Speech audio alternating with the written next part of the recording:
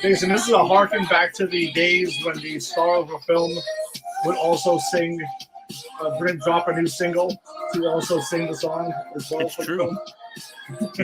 Not since the days of Wild Wild West have we seen such things.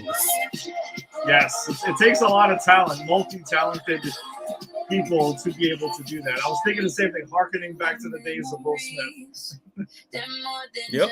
Because Will Smith used to do that all the time. He had Men in Black, Wild Wild West. Yeah, and I dug it. I'm not gonna lie. Whatever. It's cool. Wild Wild West is a better song than it is a movie. Oh, absolutely, sure. What's up, everybody? Welcome to a brand new episode of Granny's PC. We're on episode 114, and hopefully you're all enjoying a Memorial Day as your barbecue for the weekend, whether it's today or some other time. No other better way to wash down the barbecue than with Randy's Peach Tea. That's how you do it in your South. Yeah, thanks for joining us. Smells like America. Nothing's more American than Granny's Peach Tea, I guess, right? That's right. No, there's nothing. Yeah, so thanks for joining us as always. We're kicking it off with Back to Life by Haley Steinfeld, who's the star of our movie of the week, Bumblebee.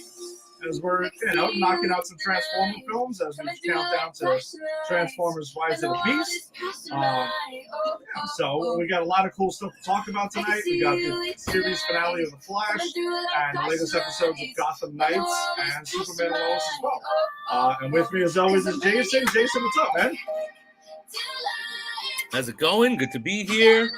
Ed, I gotta say that this is the only song that I would have accepted over opening the show with the Smiths, because the Smiths is all over this movie.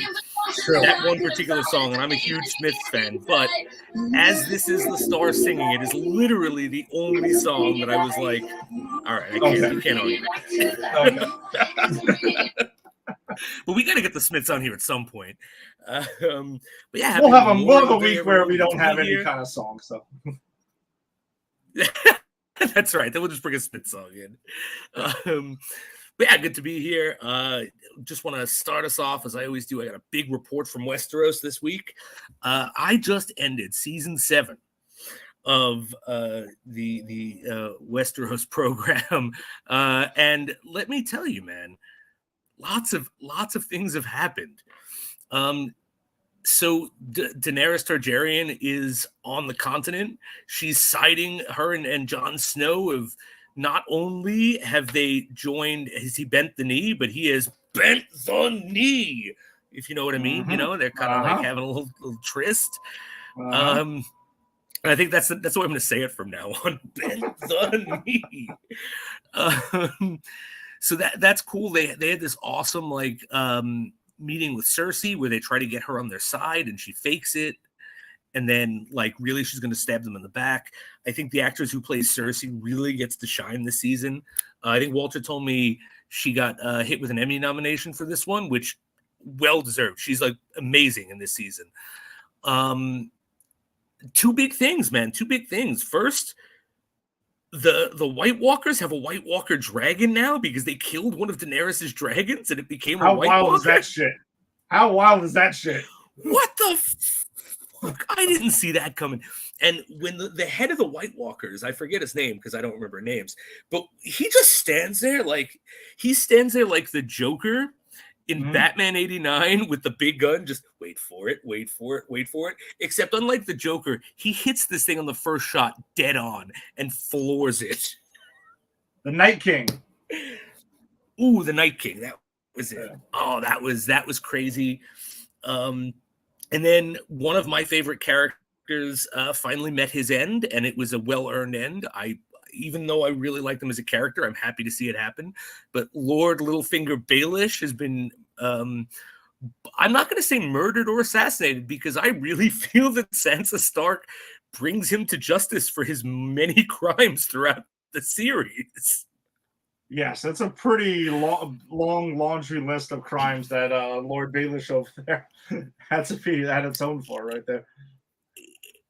Yeah, absolutely. And it's funny because I had said on the show that I thought Arya was going to kill Sansa, and then I was watching this episode, the episode where he gets killed, and I'm like, he's counseling Sansa, and he's trying to poison her against Arya, and I'm thinking, shit, like, why is she even keeping his counsel? She knows what he's about, and then she like pretends that she's gonna have Arya executed and turns it on him last minute.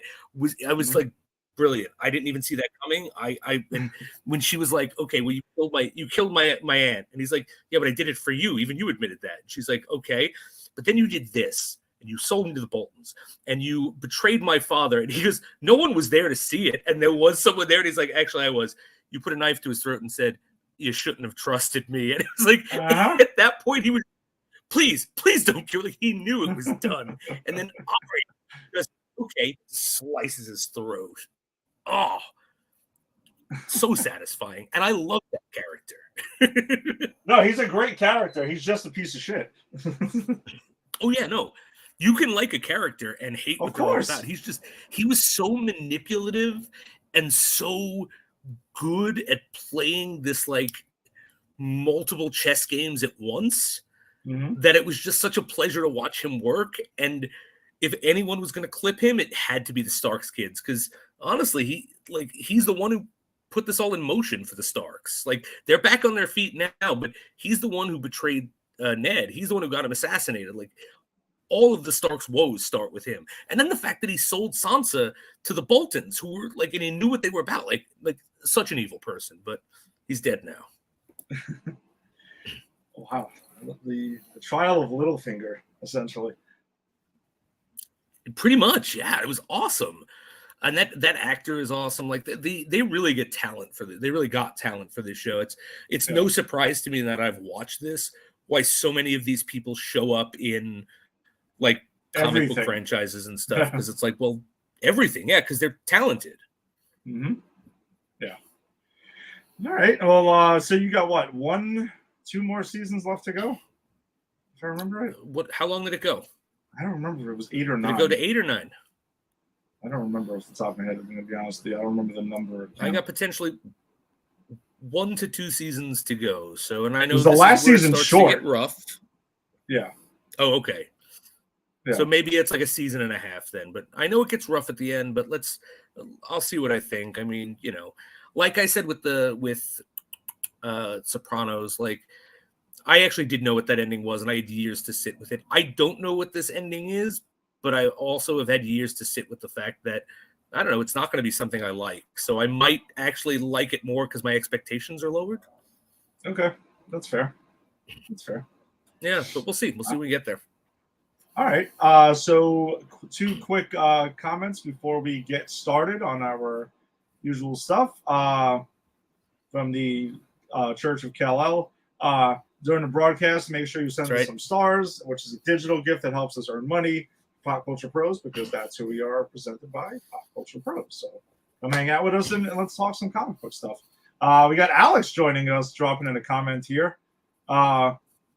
So glad the Flash ended. I didn't know Alex was watching the Flash. I didn't either. And if we're the reason you got back into the Flash, Al, I'm sorry, man. I'm real sorry. Yeah, I mean, we'll do our post-mortem on the Flash shortly. Yeah, but we do got 2 shows to get to before that, so let's get to it. Let's kick things off, as we often do, with Gotham Knights episode 9. Jason, I think you might surprise us this week. Yeah, all right. So I didn't hate this episode. I didn't like it, but I didn't hate it. Pretty much the episode overall, I'm not going beat for beat in this because I don't, as I said, I didn't like it. But the overall gist is the gang has to go get Hayes back, right? Trevor Hayes, right? So because he's been captured by the Owls. I'm gonna say that I enjoyed the Duella characterization here, where like it harkens back to when he actually saved her after she abandoned them. So she is really pissed that they abandoned him because she was willing to like go to hell tonight to get him back, which I don't know. I kind of enjoyed that twist for the character. They hatch up a plan where they get the full whatever they get the Lazarus pit shit, right? I don't know what they're calling it here, Electrum, but it's Lazarus pit stuff. Yeah. Let's not mince words.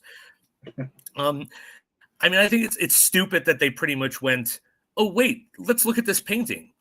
Obviously, now we know what the Electrum is when the Court of Owls couldn't figure this out for the past 50 years. Like, that was stupid. Like, again, these are teenage kids. They have way more fucking acumen and supernatural powers than they should. But so they get the Electrum and they create a forgery so they could trade it for Trevor's life. Here's the two parts of this episode that I actually really thought worked briefly. Okay. The first is when they come in to meet with the head of the Owls, who I actually like that actor. The guy who was the guy running against Harvey Dent, we just found out was the head of the Owls. We also find out in this that the Canes are part of the Owls, right? Oh no, yes. I'm sorry, that's legitimately the Gotham. Did we find out in this episode? Because that's also a plot point of the Gotham Knights video game I'm playing, and that wasn't a bit. I really just kind of mished him in my head. It's not okay. No, so that's the video game. Sorry, guys, that wasn't even a joke. The video game story is better. I'm just saying. All right, so this guy wants to recruit Trevor. He drugs him with I guess like a scarecrow type thing to make him hallucinate and try to break him. It doesn't work, and then the gang comes in and they offer to. Like, all right, we'll give you this Electrum for his life. Two moments in this scene that really I went, wow. First is when the Owls are like, why don't we just kill you? And Duella like does the Joker trick with like the many grenades. And I went, oh shit, that's cool. But they proceeded then to ruin it with their terrible writing by going, oh, the Joker's daughter. Yes, that's a Joker trick. Do you guys remember the Joker? And it's like, had they not done that, had they just let me see the visual of Duella having these like, you know, insane amount of like explosives tied, like hand grenades, tied to her fingers. Like, I know it's a Joker thing. If I'm 9 episodes in, trust me to know I know she's the Joker's daughter. Like, let me put that together, because that actually was a cool moment they ruined with their terrible writing. Agreed. That was one of the notes that I had in there that I referred to it as Joker jacket with all the grenades in it. Yeah. Maybe sometimes you should let the audience use their brain for a second and just make the connection. Right, exactly. Because, like, you don't need to tell me that. Like, I've seen the fucking Dark Knight 100 times. Like, it's iconic at this point. Like, just do it and let us figure it out. Don't rub my face in it. Because, again, I legitimately went, I laughed. I was like, oh, shit. I didn't expect that from this show. Mm-hmm. And then the second thing that happens that I had the same thing where I was like, wow, I know this isn't permanent, but that's some balls, is when they give the Court of Owls guy the Electrum, and he goes, okay, if this is real, it'll save Trevor. And he just slices this motherfucker's throat. And you see Trevor go down holding his throat, and you see the blood seeping in. And I was watching going, wow, this is for what I'm watching, for the tone of what this has been. That's kind of graphic. And even though I know that they're not killing this character, the fact that they kind of like gave us a cheap shot surprise where they just cut our main character's throat and we're watching him bleed out. Like, I don't know. I kind of like that. I thought that was like, okay, give me more of this. Mm-hmm. And then of course they save him, which is fine with the Electrum, and the court gets away with the Electrum, and the kids get away and go do their own thing. And then it ends with Harvey Dent. And I thought actually I'll give this as a third thing, because this made me go, what are they setting up? Because Harvey Dent leaves himself a message. I think that's over the whole episode. He's leaving himself a video saying, I'm blacking out. I think I'm someone else. I think I've like pretty much waking up as someone else. I think I'm a murderer. No, I don't think I'm a murderer, but I know the evidence is stacking up against me. And this is, but then at the end, he finds a tape that he made as his alter ego. Like, I knew you'd make this when you wanted to defend yourself from murder, but trust me, you're not a murderer. And that made me go, okay, what exactly are we setting up here? So like, I'm going to give this, because all I do is shit on the show. I don't like it. I didn't particularly like this episode. I think it's terribly written mostly, but I think those 3 moments are the shining examples of this episode, and made me go, okay, if it were more like this, I might be able to get on board for this. Yeah, I can agree. I thought there was a couple of weird things that I had noted in this episode. Specifically one thing where Trevor's sorry, what are you got me calling Trevor? Taylor Oh, Haynes, Taylor. his I said Trevor. best Sorry. friend over there. Yeah. His best friend Stephanie is one of the characters who was one of the Gotham Knights, who's like the quiz bowl host daughter. And so Yeah, she's she the preppy. is used. Yeah, so she's used to for her looks, I guess, to go ahead and distract some construction workers who you would assume are adults at that point. So, Yeah. all right, let me just do the math here and everything. Like, okay, so you have a high school student who is used. These construction workers are supposed to be fawning over. Really? Yeah. I don't know. I thought that was a little weird. I thought it was a little weird. I agree with you. It shouldn't have been, excuse me, in this episode. But I'm going to say this. I will defend the episode on a very scant level, even though I'm saying it shouldn't be here. I'm sure, I am 100% sure, grown-ass construction men have heckled and fucking fawned over and absolutely. like drooled over high school girls. Yes. But it should not be in our CW show. Yeah, well, I mean, they are high school students, right? That's what we're alluding to. They're not college students, right? No, they are in high school, right? Like they went to their high school. Like I don't know. Okay, like, I just want to make sure. Maybe I missed this. Okay, I'm pretty sure. Like if you missed it, I missed it. Like if they're in college, we're both wrong on this. Which is fine. I'm just saying within the story. That's by the way, I'm looking it up because with the whole situation in the plot line, and maybe also be like, all right, maybe I'm missing something here. The actress is 31 years old, by the way, which I would have thought that she was a high school student in 2 seconds. She just looks very young. Wow, all right. I did not know that. Also, they cast well, dude. Also, she plays. She's on Doom Patrol. She plays Niles Calder's daughter. I had no idea. What the weird child creature? Yes. That is her. Get out of here. Same actress. Get the fuck out of here. I thought the actress that played that girl was an actual kid or like a little person. No, but and that's what I'm telling you. Like, wow. She just looks young. That's all right. Well, kudos to her, man. She found the fucking the fountain of youth. Anna Lore is the actress's name, who plays Stephanie on Gotham Knights, and also she's in Doom Patrol. So yeah, I was not aware that she was both characters whatsoever. You know what? Then I'm going to double down on how bad the material is here because she's actually a really good actress. She's fantastic in Doom Patrol. So It's the material dragging these people down. Also caught a Vicky Vale name drop. Oh, yeah. Which was, I kind of feel, I had a feeling that as soon as I heard it, I was like, that's going to piss Jason off.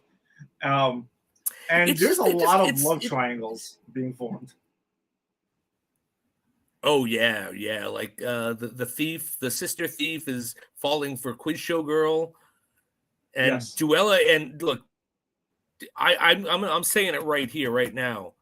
What's this guy? Turner Hayes is gonna bend the knee to Duella before this show is canceled.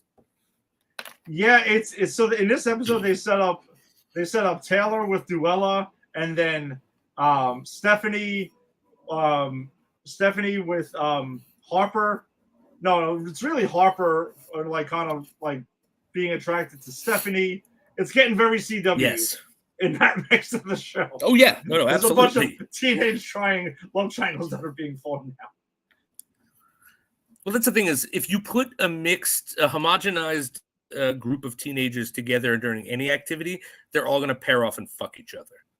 Like if they're unsupervised, is exactly. I don't care if they're saving the world or making dinner. That is how the night's going to end. Oh boy, Yeah, that's what I was clocking from this episode, and I'm like, man, this is getting kind of bizarre. And hopefully, they only have a few episodes left to wrap it up. Yeah, this isn't going 22 episodes, right? Like we're almost done here. No, they've got like a handful of episodes left.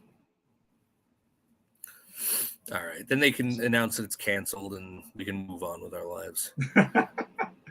All right. So either way, the takeaway is not the worst episode of Gotham Knights. Also, not its best. I don't even know what the hell the best episode of the show would be yet. Honestly, I have no idea.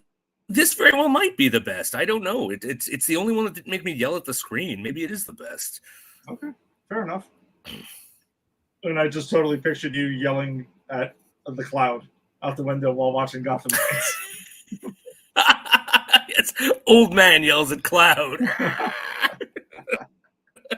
Now when I watch Gotham Knights this week, I'm going to picture you just yelling at the cloud out of nowhere. And you know what? That image is going to make it just a little bit more bearable to watch that show.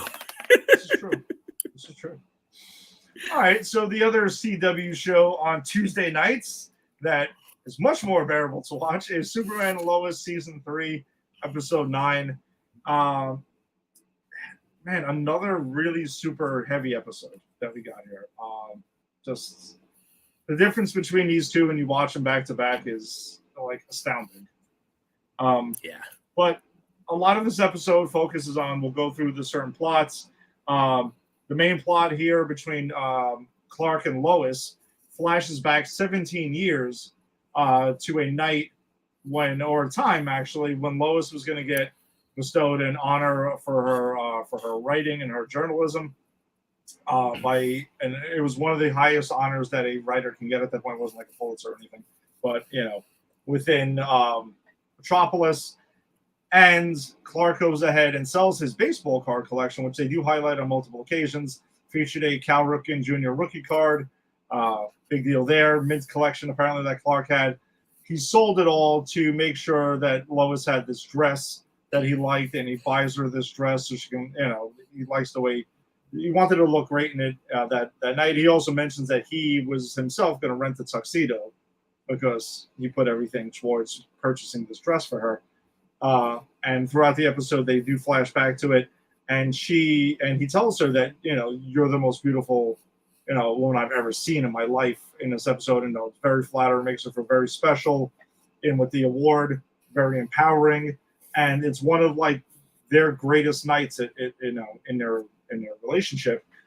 And Lois is thinking back to that time because she is also about to finish up her her chemo. And she apparently, and I'm going to be honest, I wasn't aware of some of the steps with chemo, but apparently she was going to have a surgery where they were going to remove her breast. And because that's what she had. She had breast cancer, stage 4, I believe that they had said she had in the first episode. I was not aware of that part of it. And leads to conversations between her and Clark where, she was not going to really feel like herself anymore. And it made her think back to that night. And she didn't want to wear the dress anymore. And it also coincides with Lana Lang putting together a clothing drive for Smallville, and she ends up donating the dress because she kind of wants it away. She wants someone else to enjoy it. But there's a lot of meaning behind it because Clark sees it in the donation box, and it leads to this conversation that's there. Very powerful stuff there. They have conversations about the future of their marriage and the physical aspect to it. Clark assures her, that it's more than that, and it doesn't matter what you look like physically. I'm always going to love you and everything like that. So, it was a lot of heartwarming stuff here that was there. And she also has this deep conversation with Lana Lang regarding that aspect of it, and they end up kind of going out and they talk about a place called Bazumba's that they're going to go to, which was a fill-in for what we have is the restaurant Hooters. You can definitely tell, which I thought was that broke the tension and made me laugh because the name was so outlandish and I got it right away. And the fact that it goes over Clark's like, yeah, I don't really like their wings and stuff like that. And they're like, Clark, no, come on, stop. But he's being genuine. He's not even just like trying to be nice. He was serious. Look, there are guys who are like, I don't want to go to Hooters. I don't really like their wings. They're not good. Because the Hooters wings are not good. We all know this. No one goes for the wings. No. I'm gonna make a statement right now, and there are a couple people who can back it up. I actually like Hooters wings. I'm not even kidding. I actually do. Do you really? Okay. All right. Hey, I do, you. and I understand that not a super popular thing here. And when there was a Hooters across the street from Madison Square Garden for a couple of years, and COVID unfortunately fucking ended it. But prime thing, like right across the street from MSG, concerts, games, sports, and stuff like that. So you'd figure they would be a gold mine. No games, COVID knocks it out. And me and Angie used to go there before games. We park our car. We'd actually go for the wings. So I will state by. I'm one of the rare people. I am not Clark Kent. All right. Hey, there you go. So go ahead. I'm sorry. I just wanted to throw that in there because I actually do like the wings. No. Actually, my real question is what is the mascot of Bazoombas? Because Hooters is a clever play on words. Because we're not supposed to know it's about big-breasted women. It's about owls. So, like, I don't know, what is Bazoombas? I hope that they go to Bazoombas in the next episode because I want to know as well. All right. I want to see what the clever wordplay is. Yeah, because it just isn't. And I'm like, this is great. It might as well just called it. Yeah. Might as well just called it titties. You want to go to titties breasts. To get some wings? Yeah. Just call it that. So yeah, I thought that was pretty cool. And actually, one of the coolest things too is that when they have this conversation about, there's questions about, Lois doesn't know how she will feel, regarding them having sex or anything like that, and they, due to her surgery, she has a lot of concerns. Clark is assuring her, and they have this dialogue where she's like, remember what we did that night after the awards dinner and stuff like that? And he was like, yeah. And it's like, wow, you're up for it now. Like you know that they were like playing with the audience about a certain thing, but they do get dressed up. She puts on the dress one more time. He puts on his tux, and they go out in front of their house, and they fly. And I wonder if that was the first time that they flew back 17 years ago. I thought it was very sweet, man. I'm going to be honest. I really did. It was very sweet. It was very sweet. Yeah, it's again, this, I love the humanity they give to this Superman, this Clark Kent. And this is just exemplifies it, right? Like, this is a guy just being sweet to his wife. This is a guy just taking care of a sick wife. And he just happens to be Superman. And he's a good guy, and he has these great, sweet moments and, and vulnerabilities. Like, I think the fact that his, what's going on with Lois gives him a vulnerability that allows him to understand Mannheim better. Because I think he is a better read of the situation, and we'll get to it, but he is a much better read of the situation than John Henry Irons. And I think it's because of this. So, kudos to this show for really like building these different sort of levels and having them interact and mean something to each other. Like, yeah, I'm always gushing about this show. I bend the knee to this show. So Jason, you had also mentioned that there is the other plot in this show revolving around John Henry Irons. And they have this thing here where, so they, at the end of the last episode, Pia, Bruno Mannheim's wife, was brought to a hospital, but now the DOD has her, and John Henry Irons is using her as leverage at the moment. Say, hey, listen, Bruno, you can't visit your wife until you turn over everything that you stole. Like Superman's blood, this and that. Like there's tons of stuff that he has never admitted to. So because him turning it over would pretty much incriminate himself as saying that he did all these crimes. And throughout the episode, that's a thing that's happening. And you're right, Superman gets in the middle of it, and he's like, listen, I kind of see where this guy's coming from here. Let me talk to him first. Superman goes to talk to him, and then, the DOD and John Henry Irons leads the raid, and they end up going ahead and bringing him in. They end up bringing Bruno Mannheim, and even Superman says, listen, he hears them and is like, this wasn't me. Yeah. And then they come in. I wanted to slow down, call out two scenes. That one, because I love that, where because he's having this heartfelt conversation with him, and he goes, just know it's not me. And then they bust in. But also, Mannheim was about to give the shit back. Yeah, he was.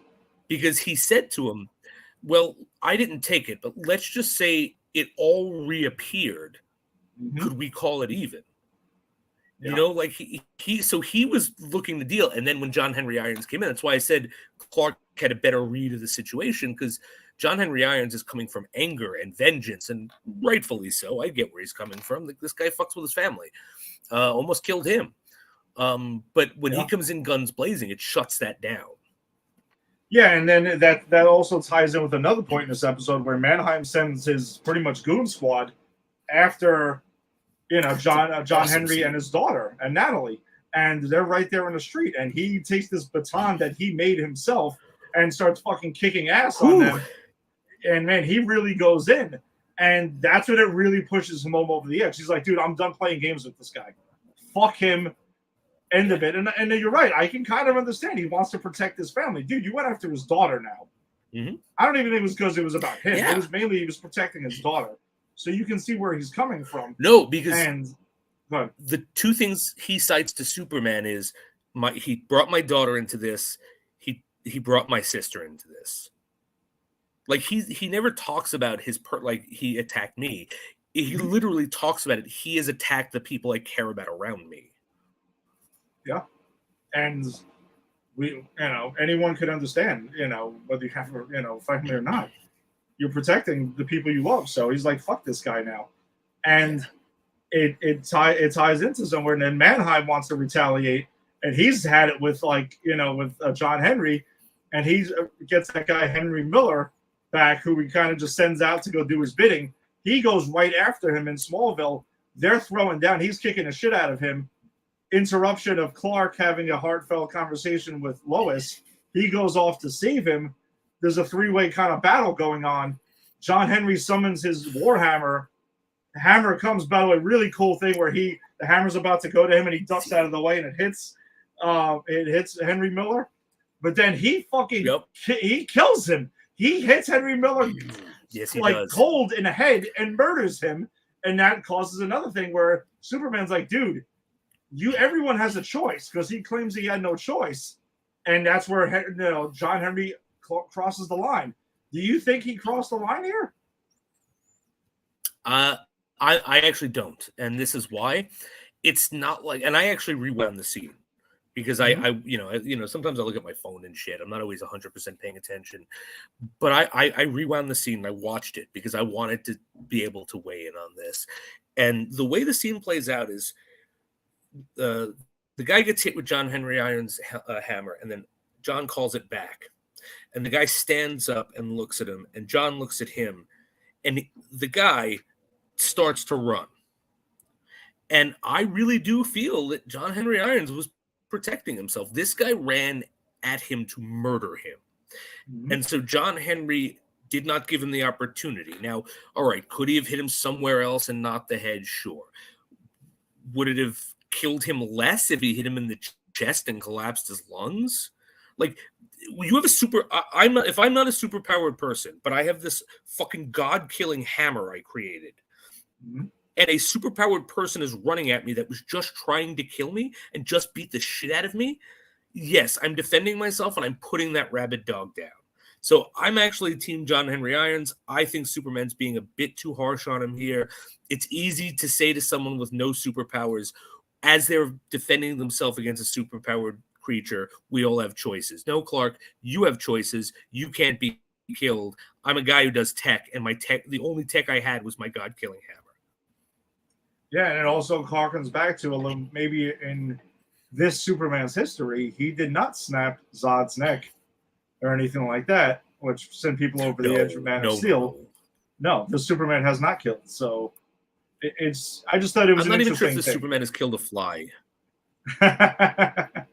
So, do you think John Henry Adams was out of line, or do you think he was justified? I'm going to say that he was justified. I think I agree with you. You actually put it perfectly. I'm going to echo what you said to the T, because, again, if I'm a human being, superpowered person's coming at me, I got to put him down. What am I going to do? Obviously, he can't be reasoned with. This guy has been sent out to murder people left and right.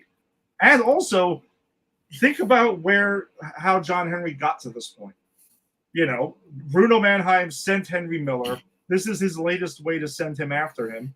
and he just had to protect his family because he sent other goons. He's probably thinking too, if I don't put this dude down, what is Bruno Mannheim going to do next?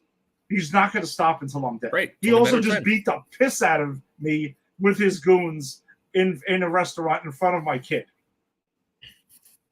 So I think he was justified. He was pushed to this. So we also get some stuff with the kids in the episode. Mateo and Natalie are facing their challenges in the fallout and finding out that their fathers are who they are. Jordan goes ahead before I get to Jordan, sorry, Mateo has some interesting moments with Bruno in this episode because now he knows who his father is, and he comes in and Bruno's trying to reprimand him as he's coming in the house one time. And he's like, what are you going to do to me? You're going to send your goons after me? You're going to do this? And he asks us questions like, did you and mom ever kill somebody? Which we know they did. And I thought it was an interesting dynamic between Superman villain and his kid, who is genuinely completely innocent in this. Yeah, no, I agree. And also it goes to what we were saying before with Bruno Mannheim as a villain. He's a villain with a heart. It's not going to matter when his villainous schemes, because his villainous schemes are tied into his heart. It's saving his wife, right? But the moment when Mateo's pushing him and he's lying, how could you ask me that? It's like, well, he can ask you that because you did, right? But his whole motivation there is to not have his son hate him, because he genuinely does love his son despite the fact that he's a villain. And again, I love the complexity of the character because we watch him do villainous things, but still in this moment, watching a father and a son, I'm still I feel for him. He deserves what he gets, but I feel for him. His son's turning on him. His son's seeing for what he is. Yeah. And some cool things that go on there. We got the Kent brothers. Jordan makes an awkward comment in front of Sarah because they see that Natalie can't be with the person that she loves. And he's, and I think is it Jonathan that says, imagine that being able to be with the one you love. And he says it right in front of Sarah, yeah, that'd be crushing and everything like that. And you can tell there's an awkward silence before he goes off. I thought that was a pretty cool moment. And then they end up patching it up based on what happened in the episode. Because the Kent brothers actually don't have that much going on in here, but they do bury it. And I kind of found it interesting just for myself, that there's a stress on once they bury the hatchet. Sarah's like, hey, hug it out and hug it out. So because Lana Lang was on Entourage, and hug it out was a big thing on Entourage. So it gave me an extra chuckle there to see that. I wonder if that was on purpose or not. With the smart writing on the show, I wouldn't be shocked if they found an opportunity. I'm sure it was, because it's one of those things that if you're like me and you've never seen an episode of Entourage, you don't clock it, but it doesn't bring you out. It makes complete sense in the moment. But if you're someone like you who's seen all the episodes of Entourage, it makes sense in the moment, and it kind of makes you go, that's clever. Yeah, little Easter egg.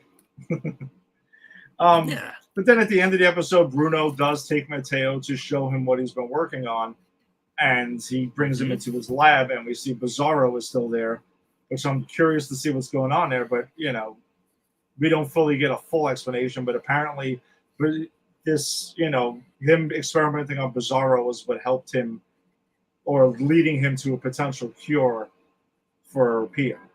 But that's kind of where the episode ends. Right. So, just another really good one, man. I mean, yeah, if you're not watching this, get on it. It's great episode. It's so good. It really is. Again, this is my Superman. Likewise. I say it every week. Yeah. All right, and this brings us to the series finale of The Flash. So it is actually over. The Arrowverse is over. The Flash is over. I'll say it straight out. They did not stick the landing for me. This stuff definitely did not stick the landing. Of course not. But was there any way it could have? Honestly, after I think every episodes, show. Was there any way you could have seen?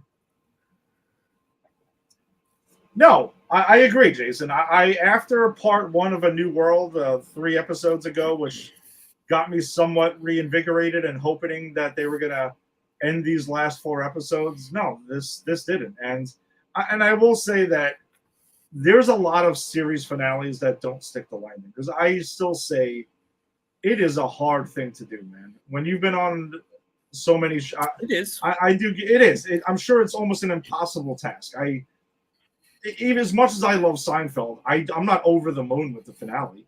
I don't hate it, but I mean, it's not like the greatest thing ever.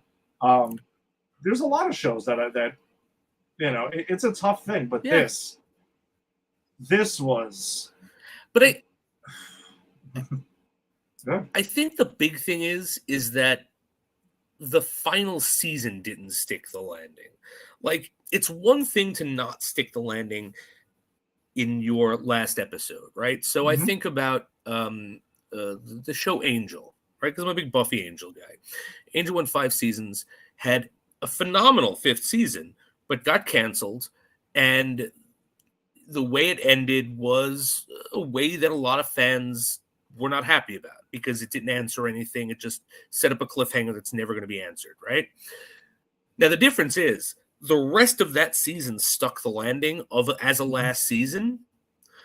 It's just the last episode could have been better. Okay. And I think my thing with The Flash is this entire season has been a mishmash of garbage, like with some good stuff in it. Like, but it, like, did they forget how to write a fucking story arc? Because I don't know, man. And I can tell you, I've been thinking about this a lot. I can tell you exactly what would have made this season so much better, and it would not have been many changes. Change 1. You keep all of the Crimson Death stuff from the first 4 episodes, except you don't make it Batwoman of another universe. You make it our Batwoman, and somehow the fucking the crystal is around, and the crystal was testing to see if she could be the negative Speed Force avatar, and then she breaks away and couldn't be. That's 4 episodes. We've got that. Okay, now you want to do a hodgepodge of like different villains that we've had in the past. Okay, so you choose your villains, and every single villain that you bring back, they're being affected by the crystal because the crystal is there in the background looking for the negative Speed Force. That way we get an entire season of the crystal looking for the negative Speed Force. So when it shows up in the last 4 episodes and then Eddie Thawne shows up as its avatar, we as the audience are not going, where the fuck did this come from? Because this was nowhere in this season. Like, they could have set it up. And that way, like, and then even if they just left the last 4 episodes the way they were, it wouldn't have been good. It would have felt more cohesive than this did. I think the biggest problem with this is it was only started to be set up 3 episodes ago. And this was supposed to be the finale for a show that used to do story arcs really well. Yeah, I agree. I think if we're talking about the overall season, yes, the overall season was bad. It was not a good final season. And I agree. It had moments there. There's a couple of episodes, probably like 4 of the episodes, I thought. 4 of the 13 episodes were probably good. Maybe 5. But a lot of that was early on, and it was scattered throughout. And you're right. It looks like they had no idea how they wanted to end this, and they didn't put a lot of time into it. And you're right. I agree. I would have liked that idea. If the negative Speed Force was resurrecting Flash villains, all the big bads from previous seasons, and we get an episode with each of them maybe, and then the finale is, whatever. The finale should have been Thawne, Barry, one blast time, end of story, once and for all. And because they shouldn't have done that last season too, because it seemed like they buried the Thawne thing last season, 1 season too early. That's kind of how I would have done this. Yeah. And that's it. But to focus on this episode, so this episode, I will say, it is an action-packed episode for the first half of the episode. And again, they prematurely end all of that to give us this weird. Because they got to take a 20-minute victory lap. Yeah, and that's what I didn't like about this episode. If you would have gave me balls to the wall, action-packed episode, I could have been like, all right, cool. I don't care about with the story at this point.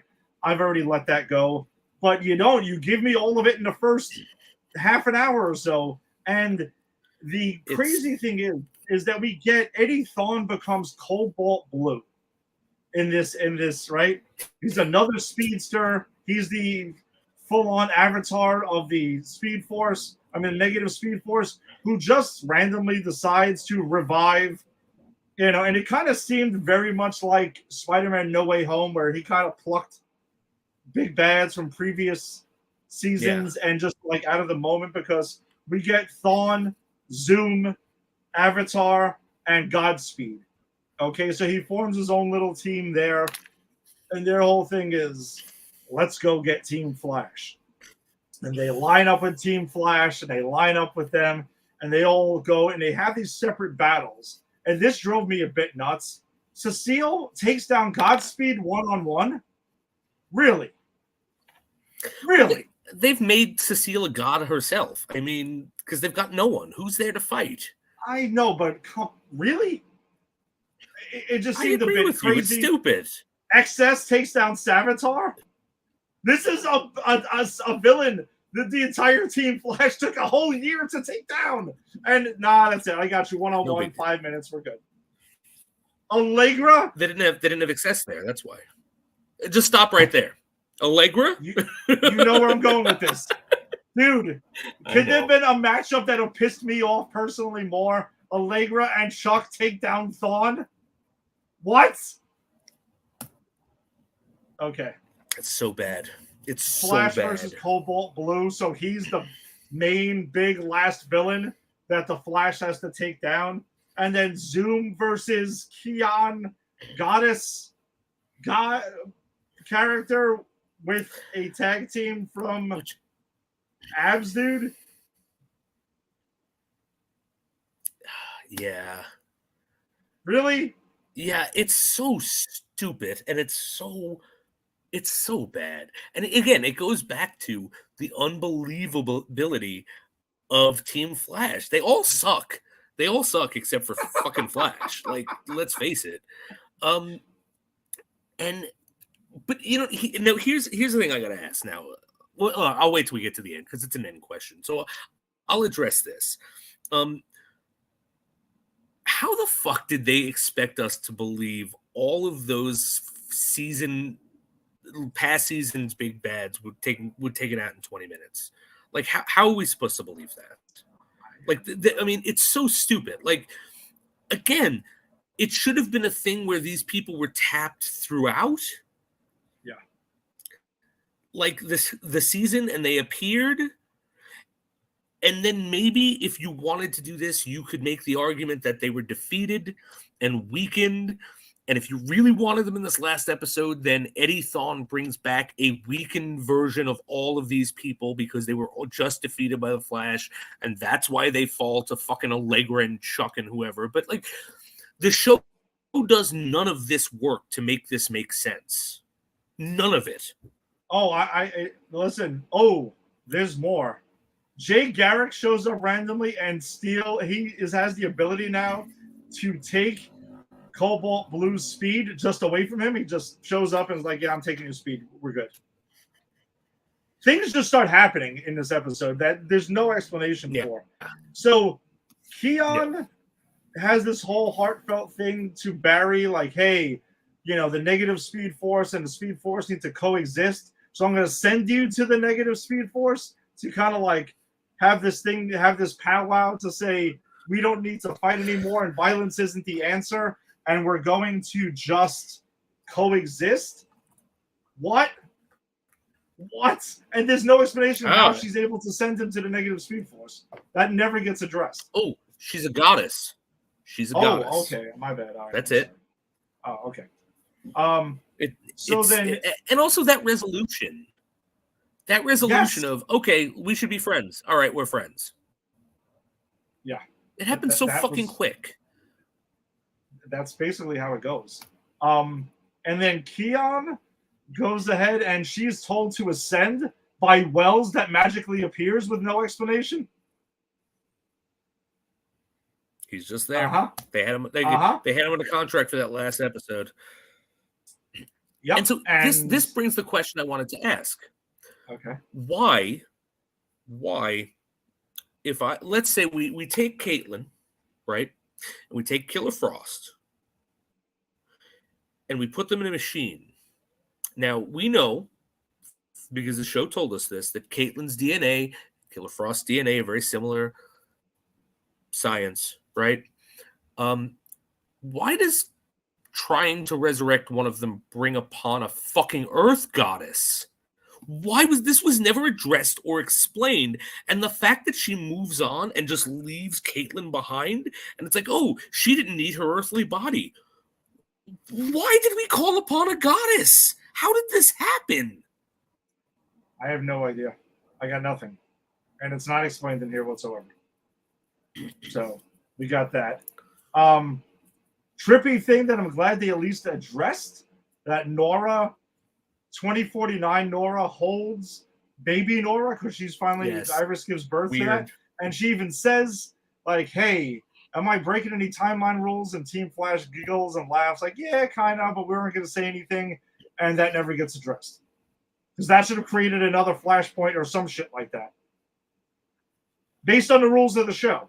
Because remember, we will buy in to your rules and your logic. Yep. If you abide by them. This episode totally throws everything out the window.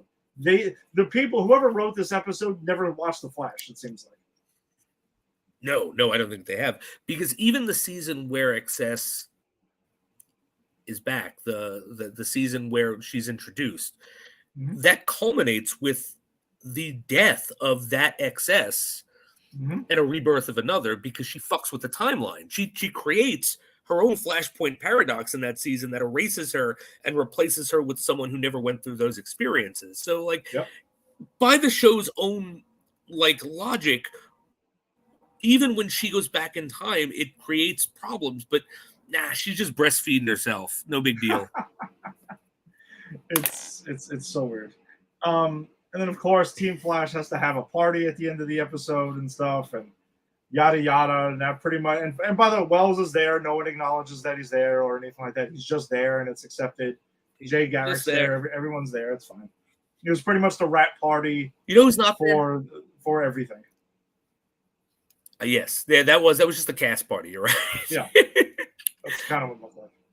I'm glad Cisco's not there, because the actor who played Cisco went, nah,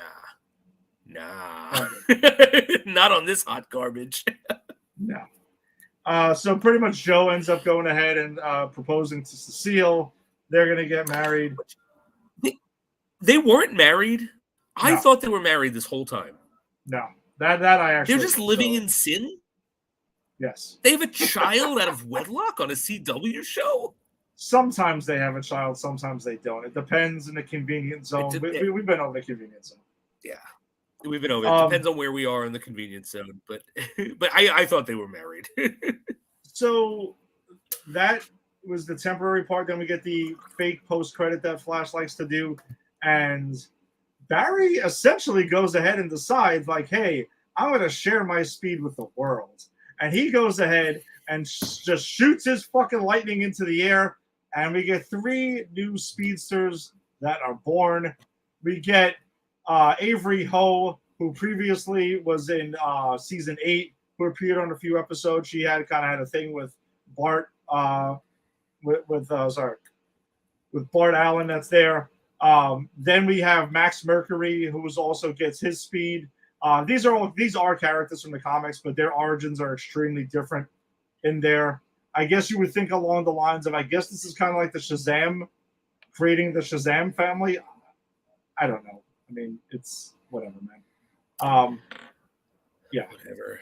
And then Jess Chambers is the third character that gets speed also. Oh, yeah.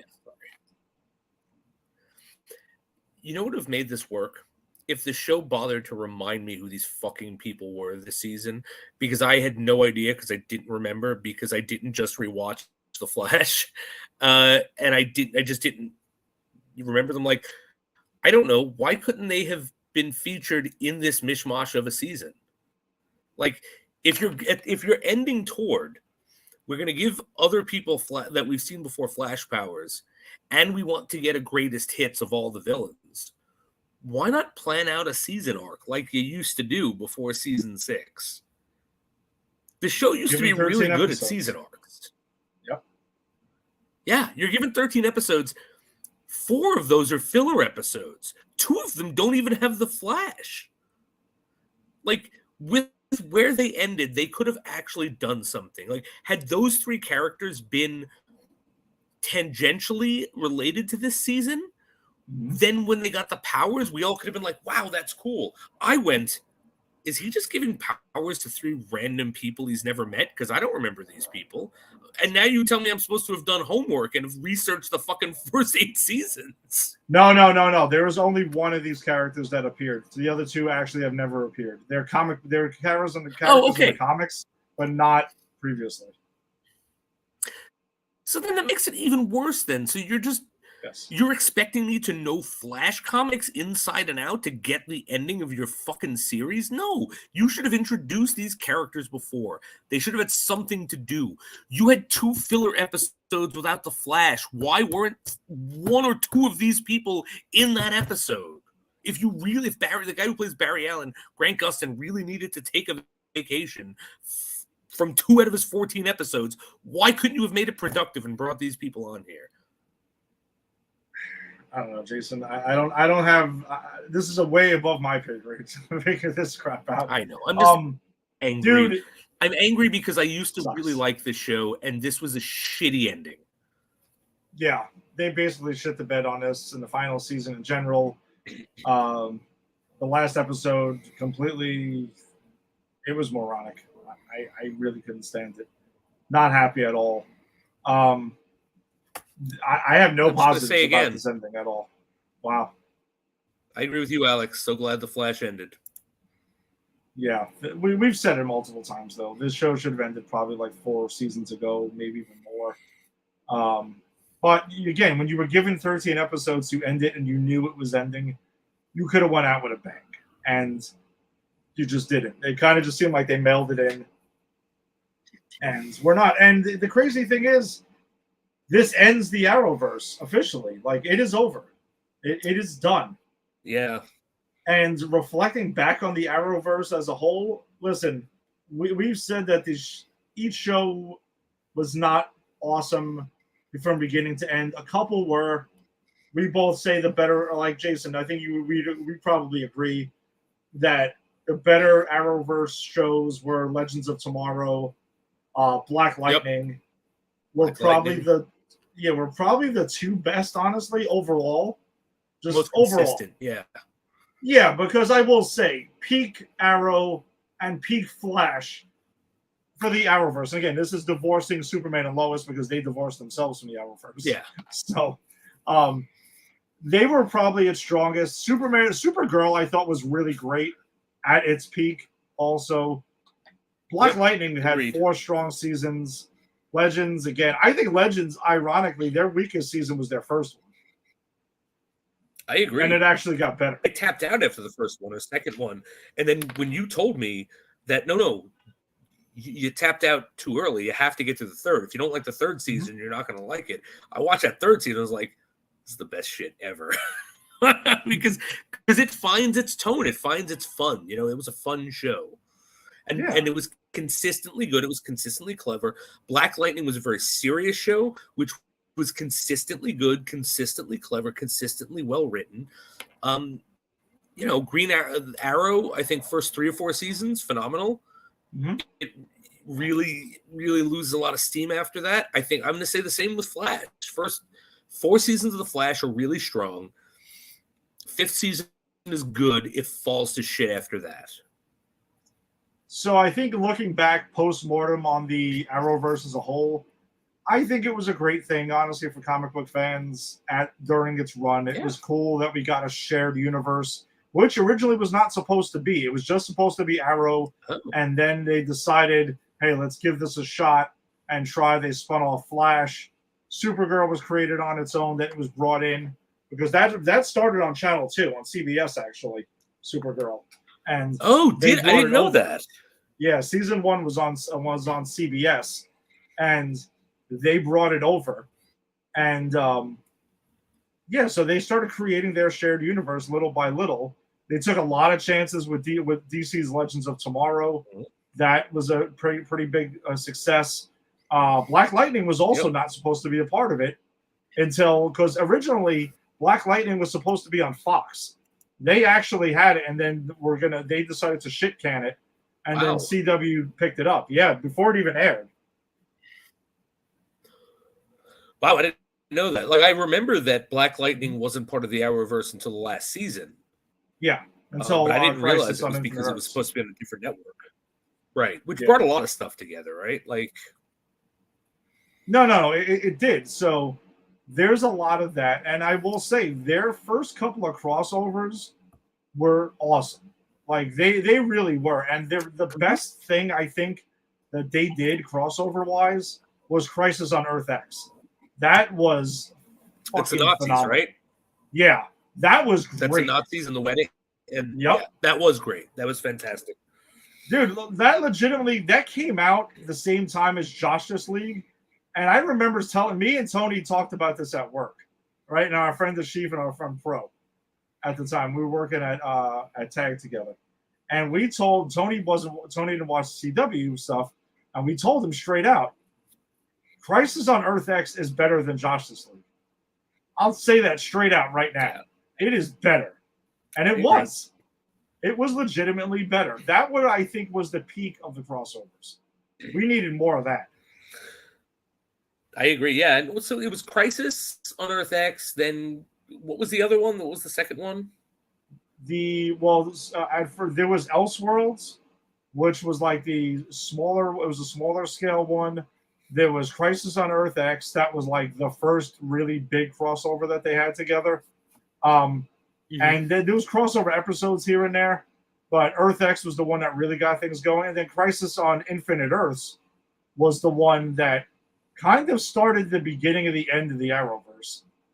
It agreed. Yeah, because it kind of had had such big aspirations, but it couldn't quite fulfill them. I mean, it had amazing cameos, all over. But the story itself, amazing cameos. Yeah, I thought it was where what they were trying to do was interesting. It just didn't work.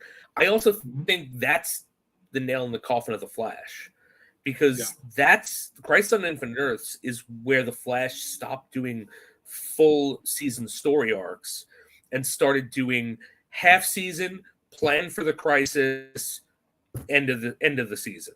And so they were trying to do 3 arcs, which didn't work. And for whatever reason, after all the rest of the Arrow, like after Crisis on Infinite Earths, when all the Arrowverses everything was, collapsed and it was just the Flash, like they still kept that weird 3-act disjointed arc for the season. And I think that really is what killed the Flash. That's what we see in this last season. It tries to give us 3 acts, right? Like Crimson Death, Red Death, bullshit no one cares about, Eddie Thawne.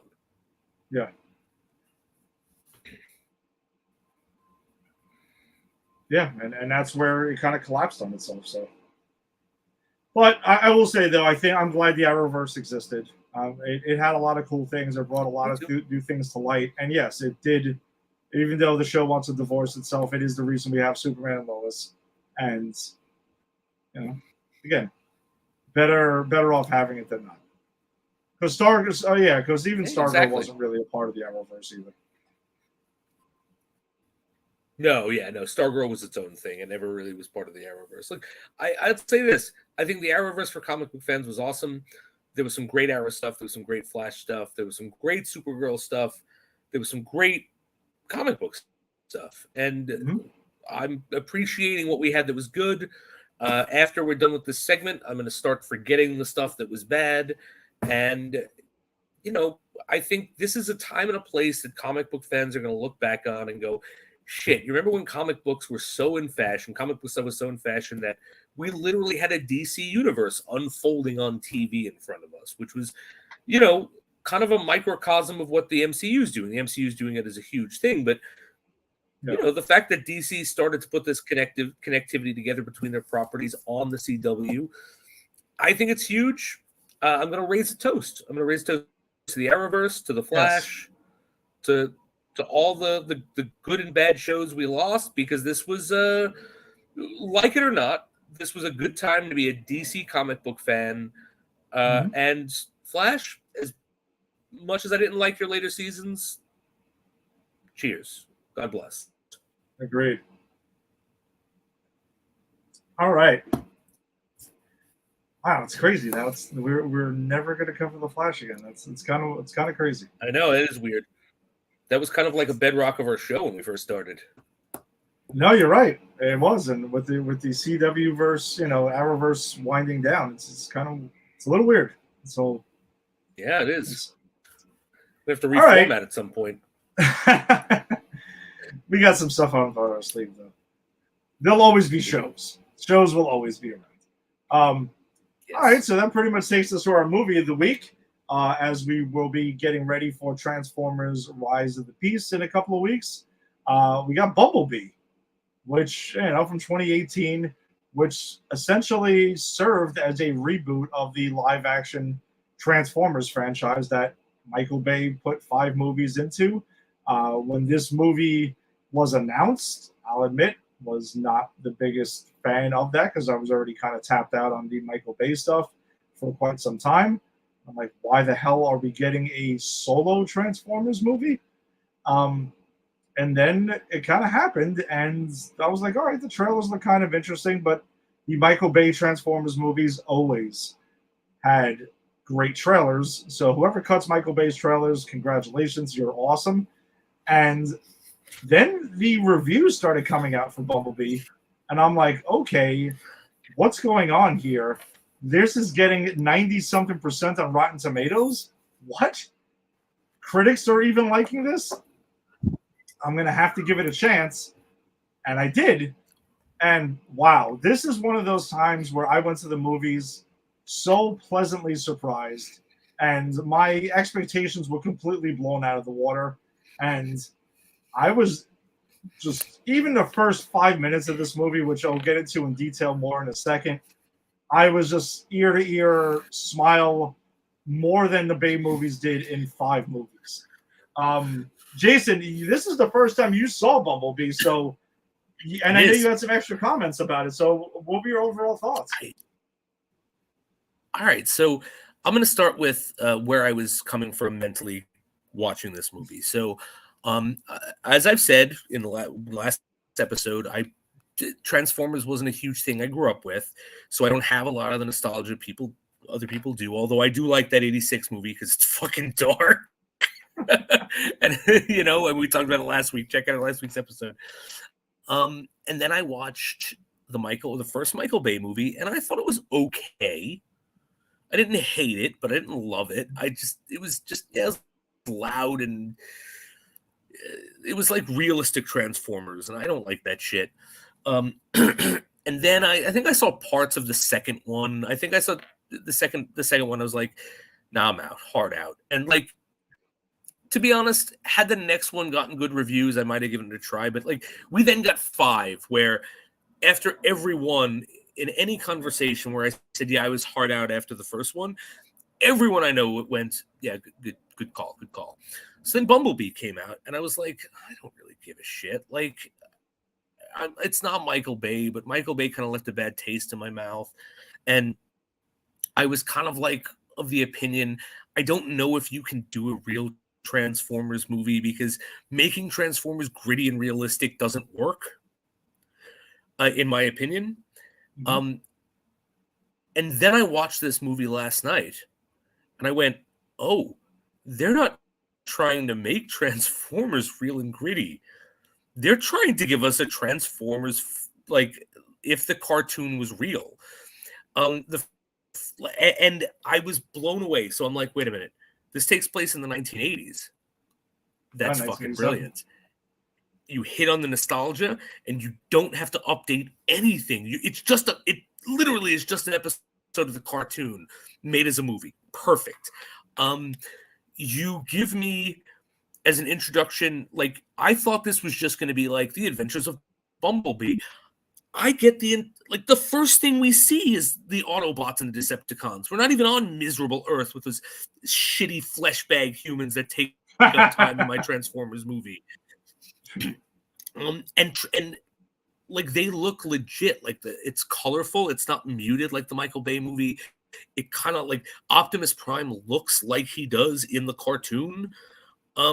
And I was very, very quickly on board with this movie, to the point where, like, I think 5 minutes in, I texted you and I'm like, this movie gets the cartoon vibe in the first 5 minutes than Michael Bay did in his first fucking 10 movies. Like, because this really did, and this sets everything up. And we get Optimus Prime twice in the movie. This is a Bumblebee movie, but the fact that we get the other Autobots, we get the illusion of, okay, this is what's going on in Autobot world. We're just going to see Bumblebee doing his shit on Earth because that's the episode. But, like, there's other stuff going on. Like, I don't know. I really dug this, and I'm going to go on the record, because when I'm wrong, I'm wrong.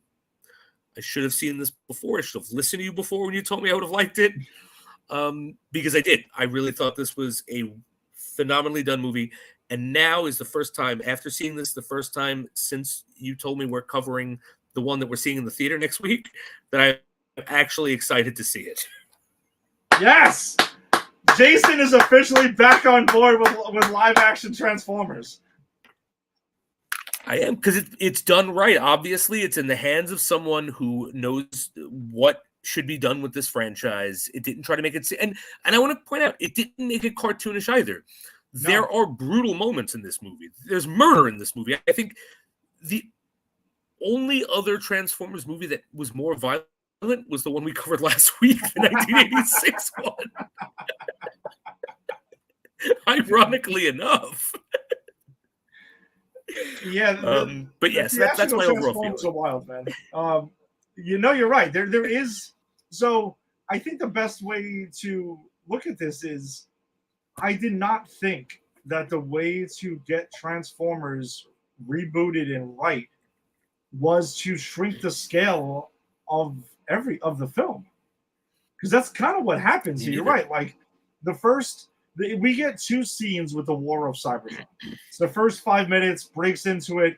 We find out what's going on Cybertron, and we get the old story where the Decepticons are taking over the planet. The Autobot resistance is being, like, forced away. That's kind of what's happening here.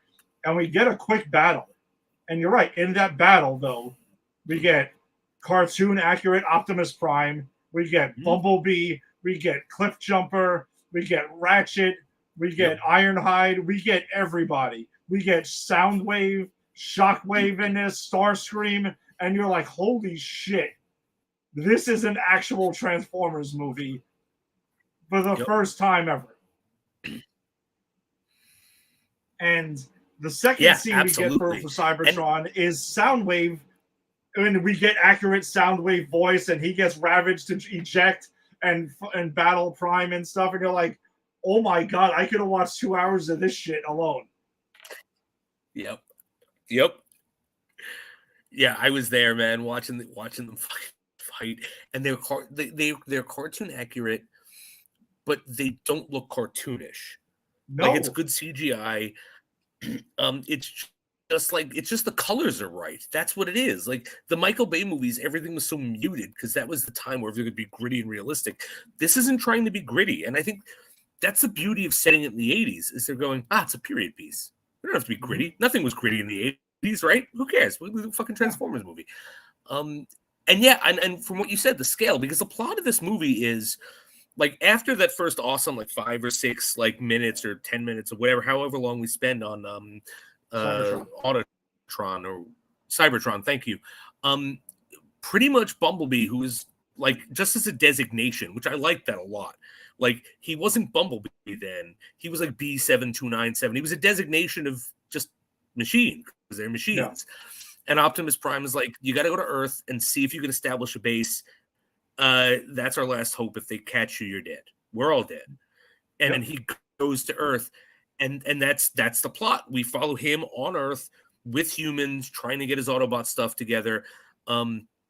with two Decepticons. Now, you know the show better than I do. Are those Decepticons our two main villains? Are they in the show? Are they like famous Decepticons? No, they were just created. They were created for the movie, which I honestly was fine with because the battle that happens in the beginning of the movie when Bumblebee first gets to Earth, he fights Starscream like straight out. They throw down immediately, so I'm okay that you get one of those, one of the like prime Decepticons there as well. But no, the two Decepticons that we get were created for the film. But I enjoyed them though. I mean, it was fine. Yeah, I think they're fine. Yeah, I didn't need any of like the main ones here. Shatter is the female sounding one who's actually voiced by Angela Bassett. Get the fuck out of here! That's Angela Bassett. Yes, and Justin Theroux is Dropkick, who is the other Decepticon. They never named in the movie, though. Interesting. No, yeah, they're not. No. I actually did like those characters. I thought they were real fun.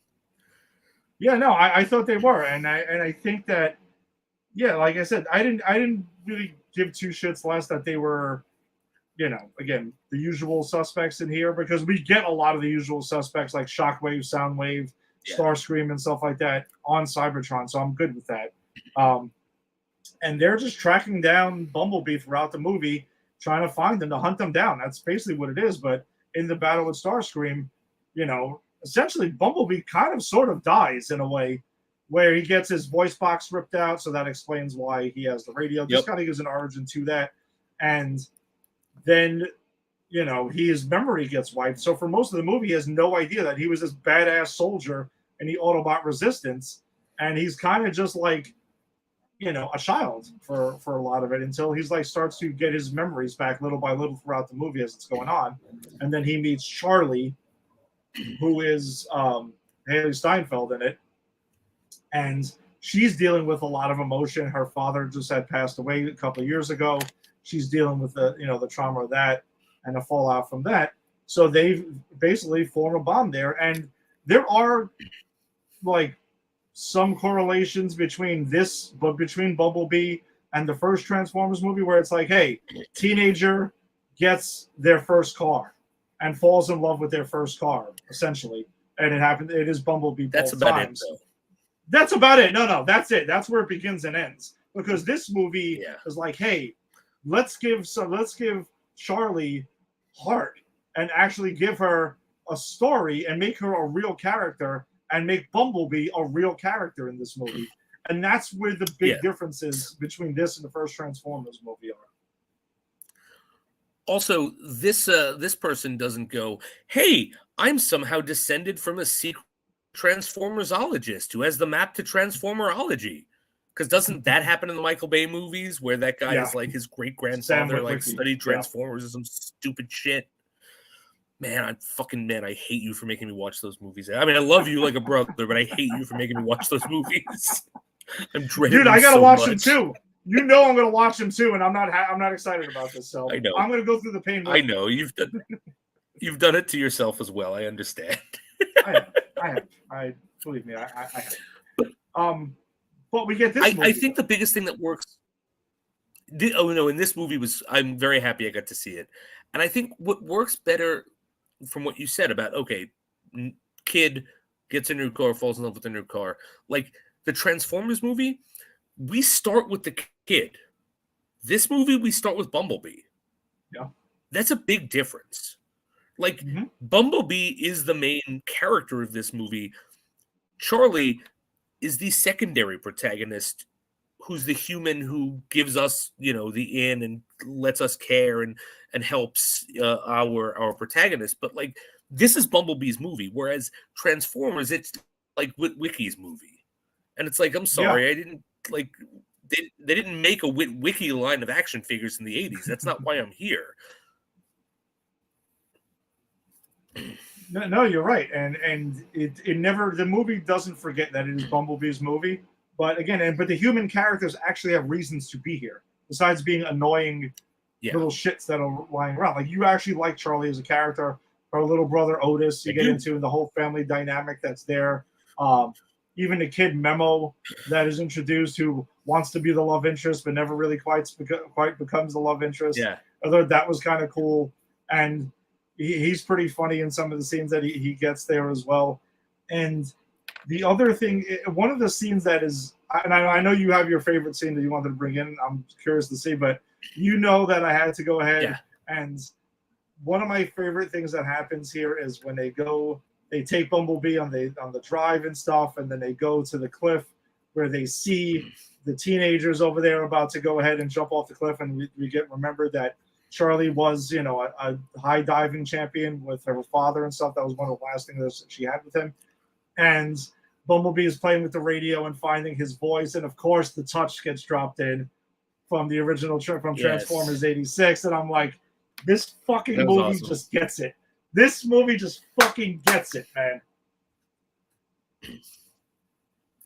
Yeah, no, it knows what it is. That's why I liked it. The Michael Bay movie is trying to be serious and dark and gritty, and this is like, no, we're going to give you a good story. There's going to be some violence, and there's going to be some cartoon moments, and we're going to tell you we understand what we're working with here, and that's what I liked about this. It understands the material. Like, I was like, there's a scene where the two Decepticons like literally blow a guy's head off. And I went, wow, I didn't expect that, but that was cool. Like, I was into, because it made sense. Like, I don't know, it just totally all jived, because it was also like, it wasn't brutal where I saw brain matter. It was like if a cartoon got their head blown off, like, which, again, they understood the movie they were making. I think Michael Bay never understood the movie he was making. Well, he would pump his chest constantly and brag about how he never saw the original series or anything. Then exactly. Well, there you go. So that proves my point right there. Whoever wrote and made this movie saw at least an episode of the original series, and it shows.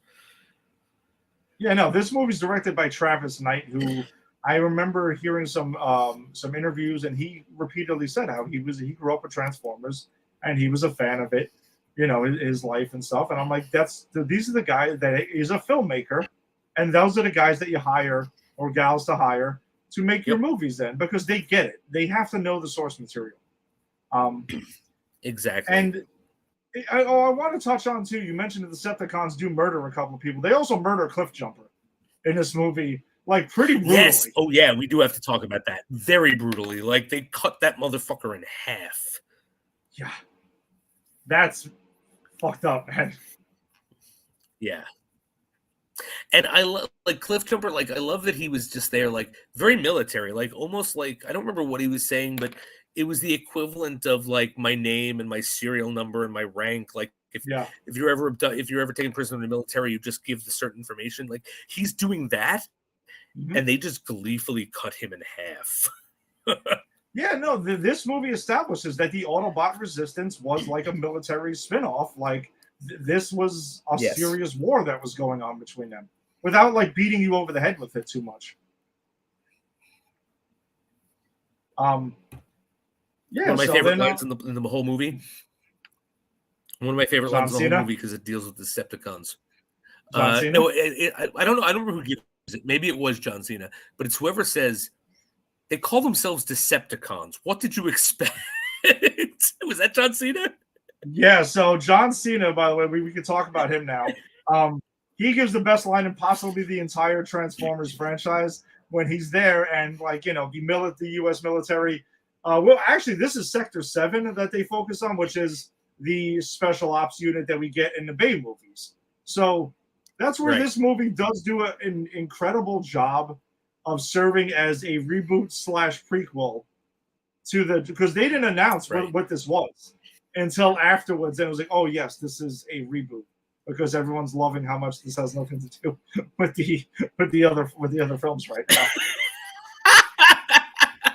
I thought that was pretty clever of them, but either way, we get the origin of Sector 7 as well. But no, like John Cena goes in, is like after the U.S. military is deciding to believe the Decepticons' plan, and he's like, all right, so I'm just going to say it. They literally call themselves Decepticons. Is this not raising any eyebrows, red flags here? That was great. Because I was thinking the same thing when the Decepticons were like making their like overtures, then making deals with the U.S. government, I was literally thinking to myself, they're named Decepticons. How can you possibly fucking believe them? But when John Cena points at it, I'm like, yeah, this movie gets it. This movie understands what it's about. Yeah. And as much as John Cena is over the top in this movie, I don't care because I actually think I'm here for it. It's fine. Oh, if I were to give one ding to this movie, not enough John Cena.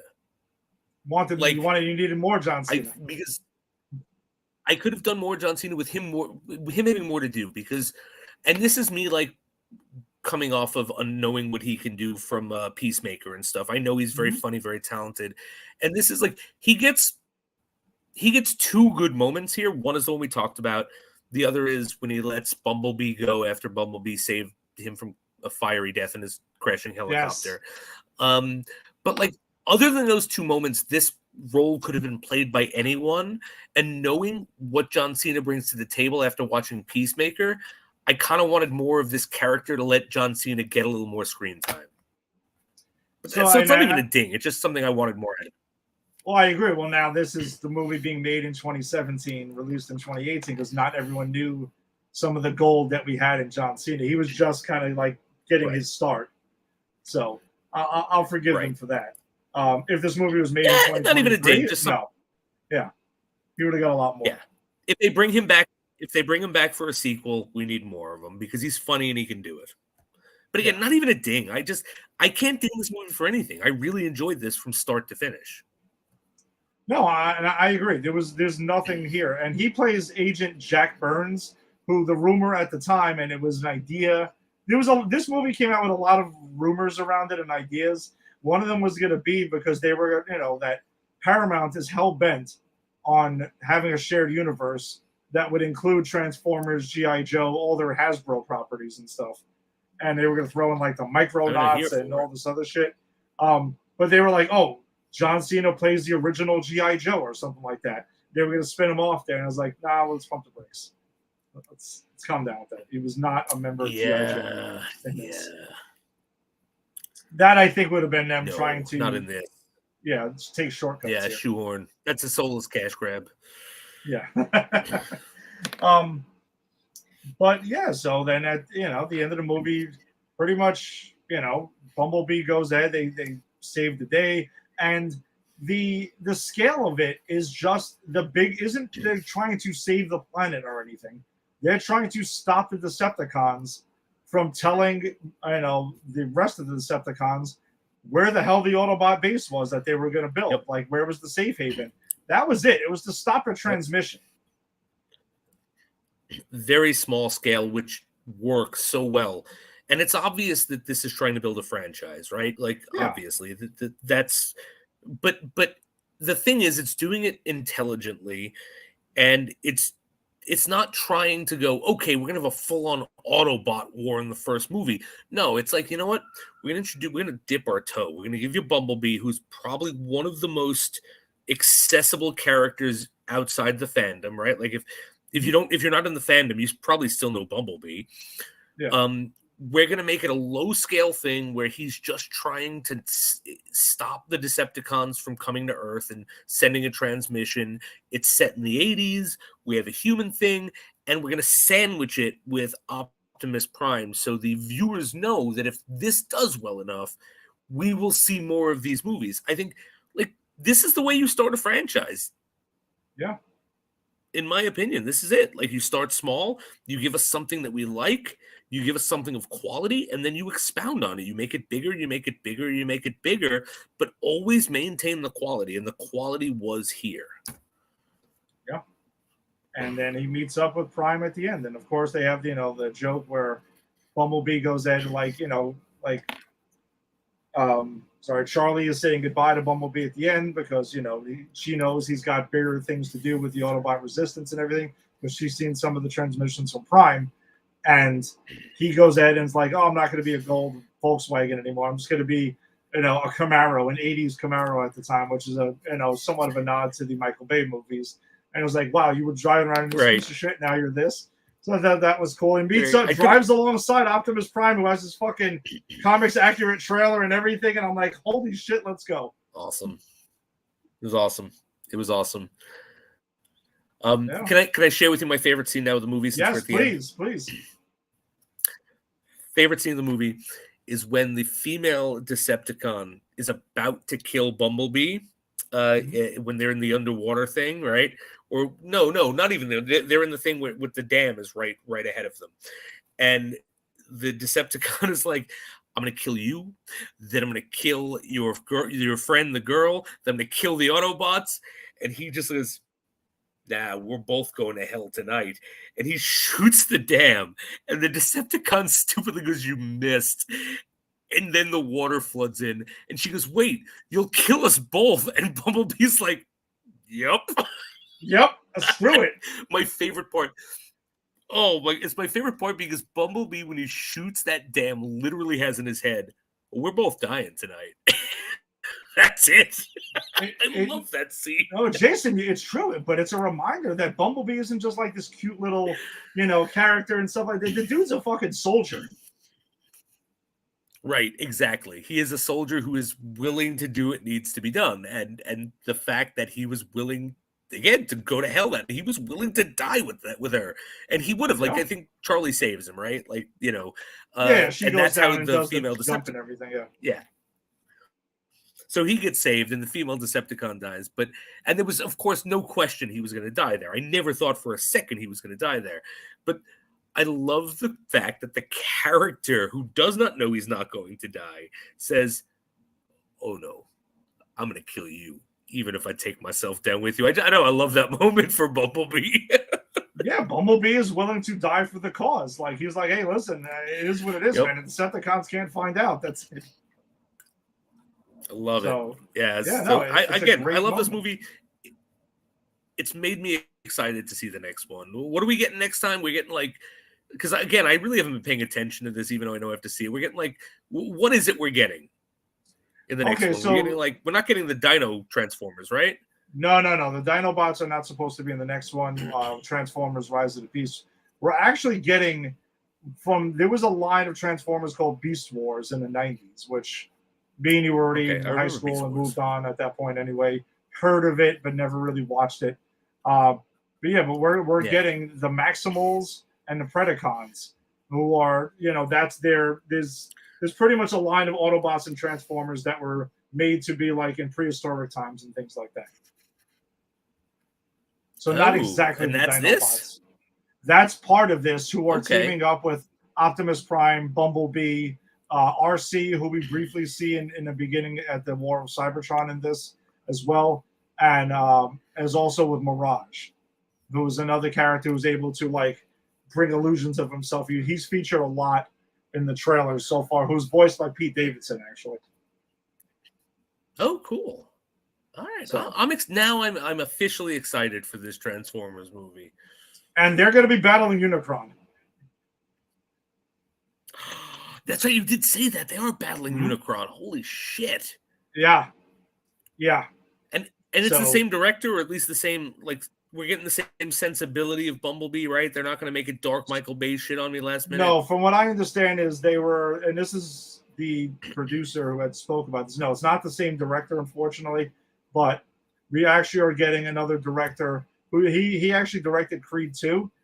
And so that's the only film of his that I've seen, which I did like as well. Okay, but I like Creed 2. Seems anything he said is he grew up watching, Transformers and grew up on that, seems to be a fan of it. So again, bringing that type of thing keeping that with the franchise is where you need to be. So it sounds like it. Now, the track listing that was released for the soundtrack of Transformers Rise of the Beast is a lot of, because it takes place in 1994. Apparently, there's a lot of mid-90s hip-hop and also the Unicron medley from Transformers, the movie 86. Get out of here. All right, I'm in. It's a period piece. Unicron is in it. We're hearkening back to 86.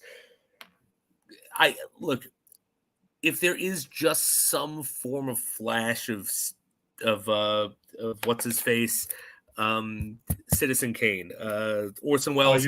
Just give me some Orson Welles Flash, and then I will have an orgasm in the theater. Because that's such a deep cut Easter egg that so few people would get. I would be so happy to see it. I'm genuinely excited for this, and the next couple of weeks, we're getting all three. We're getting 3 new movies the next 3 weeks coming up. We got Spider-Man Across the Spider-Verse next week. We got Transformers: Rise of the Beast, and then we get The Flash. Yes. So, a lot of cool stuff going on right now. We got a lot going on. Yes, we do. And then after that, Ed and I are going to go see The Room. Maybe we should do a special episode on The Room. On The Room? We should. We should. I mean, that might be a deep dive. That might be a deep dive thing where it might be like, hey, 1 episode on The Room. All right, maybe we could do it on the deep dive. Me, you, and Tim. One last thing on Bumblebee, though, before I did want to make a comment about the soundtrack of this movie. I love everything that they drop in it. It seems like it's a lot at one point, that just song after song after song, but honestly, I'm fine with it. I didn't care. And also, I would make the argument that is a homage to 86, which I did say felt at times like I was watching music videos because of how long the songs went and how quickly they went. Now, I didn't feel like I was watching music videos in this movie, but I agree with you that we got like song after song after song after song. I don't think it's a negative thing, but I'm willing to bet, because I'm sure they've seen the 86 Transformers, they were big fans. A conscious nod to the movie. That's what I would say. Yeah, I'll agree with that. That's probably what it was. And also cool Breakfast Club stuff, because the scene that you had mentioned at the end when John Cena, when he goes ahead and mentions to him, he acknowledges Bumblebee as a fucking soldier again, and he's like, does a salute, and he gives him the whole Breakfast Club, fist pump that's in the air. As you saw it earlier in the movie, I thought that was great. Oh man, yeah, this movie. This was a good movie. Just brings a smile to my face, man. This was a lot of fun, and I'll tell you something. I was looked on it, and the cover art on Vudu, I saw it would look like a neon, like 1980s print, and it was like, I already think I'm gonna like this movie, like just from that, because I like it. It showed so much, and I think the reason I slept on this movie, because I was thinking about it as you were talking before, and you had said that they never announced if this was a reboot or if this was a prequel to the base stuff, right? Mm-hmm. And I think that's it. They never announced it. So I thought, I was just going under the assumption it was a prequel to the base stuff. Yeah. And I hated the base stuff, so I never went there. And then when eventually it was like, no, it's a reboot, I already had it in my head, like, nah, I'm not into it. A lot of people but I'm very happy that I got that. Yeah, I could see that. Like, Michael Bay really kind of turned a lot of people off about live action Transformers. But yeah, no, and I agree. I was one of them, and then once it got the good reviews, I remember I mentioned to Angie, let's go see it. She's like, wow, you want to see Bumblebee? I mean, okay, whatever. We weren't doing anything that Saturday morning. And Tim went, and Burr met up with us as well. And we just went, and we were like, I remember after the first 5-10 minutes, we were almost like grabbing each other, like, oh my God, what is this? This is the greatest thing I've ever seen. Yeah. Dude, it had me at fucking cartoon accurate Optimus Prime. Because even though I wasn't a huge fan of the cartoon, Optimus Prime is an awesome looking character. He really is. Like, he's just imposing. I've always just loved that character, even divorced from the show. So it's like, to see cartoon accurate, it's like, wow. No, that's a big mic drop there when you got that. And I'm glad that's why they started the movie with that, because I think it was almost to like let people know we're setting the tone for we know our shit. This ain't your Michael Bay's Transformers. Which he oddly enough gets a producer's credit on this movie, and you're like, nah, dude, we know you weren't anywhere near this. whatever. They were just being nice and giving me one more quick paycheck. Yeah, whatever. And he needs it. He's really destitute, that Michael.